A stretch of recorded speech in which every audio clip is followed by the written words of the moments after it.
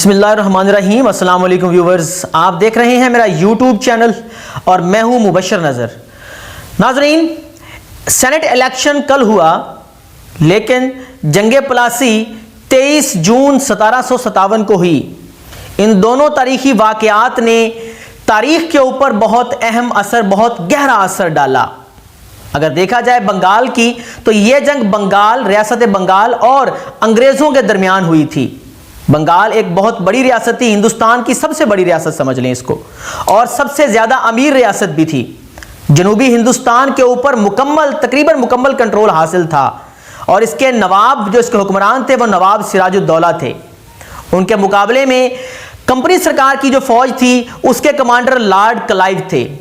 ہندوستانی فوج کے سامنے ہندوستانی فوج لے کر ہندوستانی سرزمین پر ایک ہندوستانی نواب سے ہی مقابلہ کرنا اور پھر اس کو جیتنا ایک بہت ہی مشکل عمل تھا، لیکن یہ جنگ ہوئی، انگریزوں نے یہ جنگ جیتی اور نواب سراج الدولہ کو شکست ہوئی۔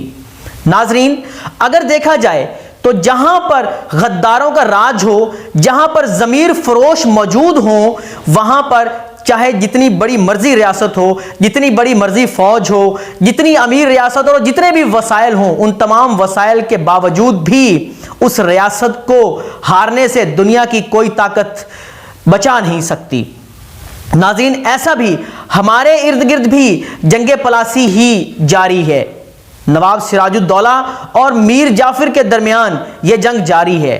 جس طریقے سے انگریزوں نے سراج الدولہ کے وزیر اعظم میر جعفر کو اپنے ساتھ ملا کر یہ جنگ جیتی، اسی طریقے سے ابھی جو سینٹ الیکشن ہوا ہے اس کو بھی ہم اسی چیز سے ریلیٹ کر سکتے ہیں۔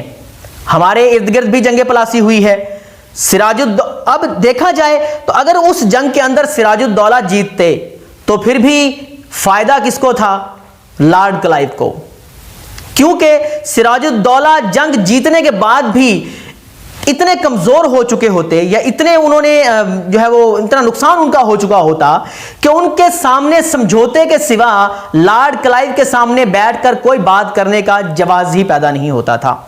اور اگر میر جعفر یہ جنگ جیت جاتا تو پھر بھی جیت لارڈ کلائیو کی ہی ہوتی ہے۔ بہرحال یہ سٹوری ساری ایک طرف جو میں نے ریلیٹ کی، لیکن اب جو تازہ ترین صورتحال جو کل الیکشن ہوا اس کے نتائج آئے، یوسف رضا گیلانی جو پی ڈی ایم کے متفقہ امیدوار تھے انہوں نے 169 ووٹ لے کر جیت اپنے کھاتے میں ڈالی، اور عبدالحفیظ شیخ جو حکومتی امیدوار تھے ان کو 164 ووٹ ملے۔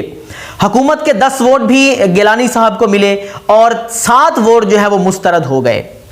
اس کے بعد کیا ہوا؟ اس کے بعد وفاقی وزراء کی ایک پریس کانفرنس ہوئی جس کی صدارت سمجھ لیں، جس کی جو صدارت کر رہے تھے وہ شاہ محمود قریشی صاحب تھے۔ انہوں نے کہا کہ کمیشن جو الیکشن کمیشن ہے وہ شفاف انتخابات کروانے میں ناکام ہوا ہے، اور وزیر اعظم جو ہے وہ اب ایوان سے اعتماد کا ووٹ لیں گے اور ہم جو ہے وہ نتیجہ چیلنج کریں گے۔ یہ جو نتیجہ آیا ہے جس کے اندر یوسف رضا گیلانی صاحب سینیٹر منتخب ہوئے ہیں اسلام آباد کی جنرل نشست پر، اس نتیجے کو انہوں نے چیلنج کرنے کا اعلان بھی کر دیا ہے۔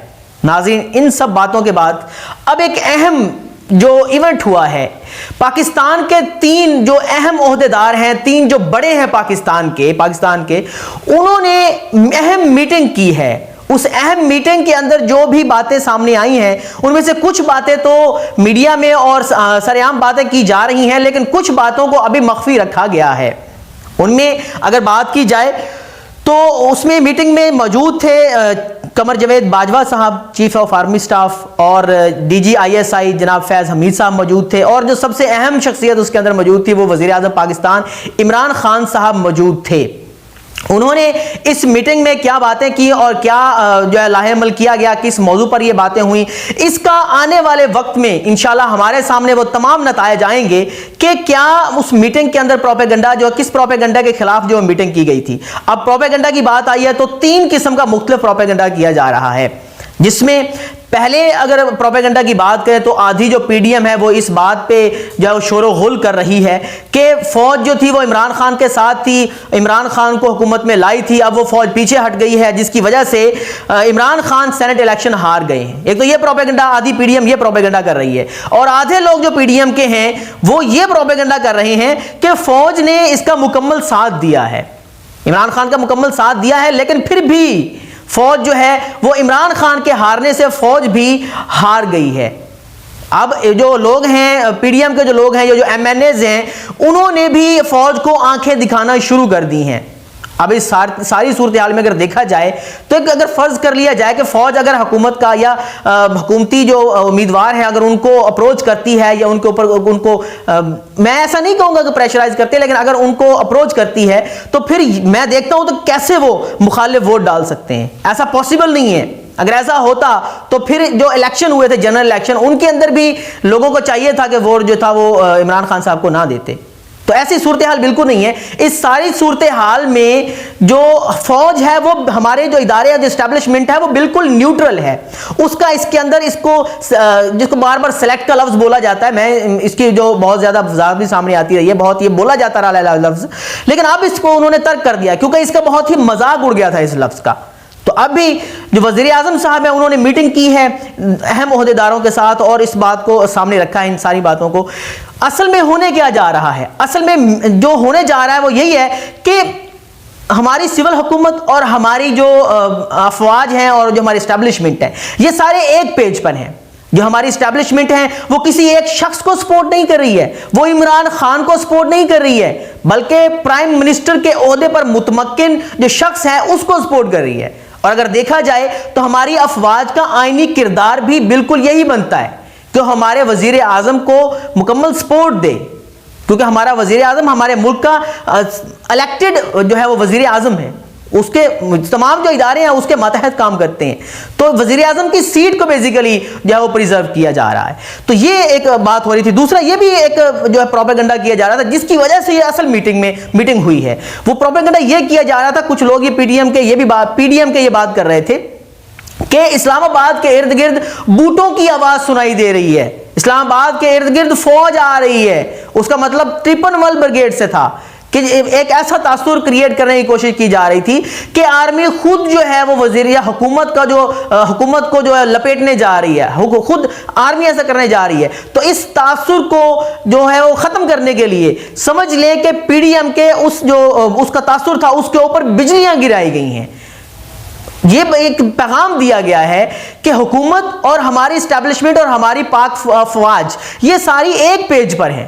یہ سارے اندرونی اور بیرونی خطرات جتنے بھی ملک پاکستان کو لاحق ہیں، یہ سارے اس تمام خطرات کے خلاف ایک پیج پر ہیں۔ یہ مل کے لڑیں گے ان تمام خطرات کے خلاف۔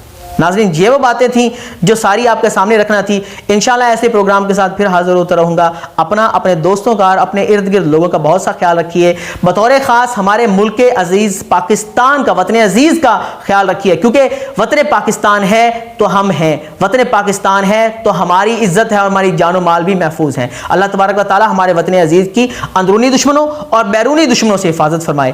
اللہ حافظ۔